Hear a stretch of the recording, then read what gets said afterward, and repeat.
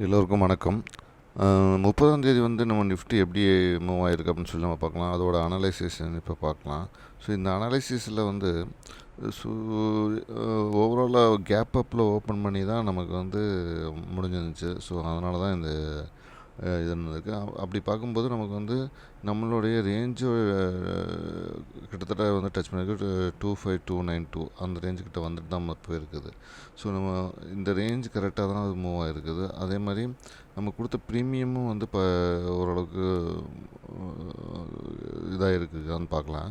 இப்போ ப்ரீமியமில் பார்த்தீங்கன்னா எதுவுமே வந்து டச் பண்ணல. எல்லாம் ஏன்னா ஹெவி கேப் அப்னால எல்லாமே மேலே தான் ஓப்பன் பண்ணி போயிருக்குது.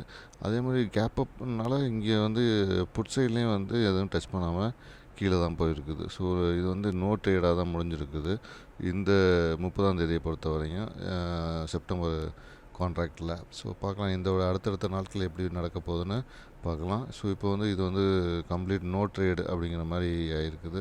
So no profit no loss அப்படி தான் இதோட இது. ஸோ கேபிட்டல் வந்து ப்ரொடெக்ட் ஆகிருக்குது.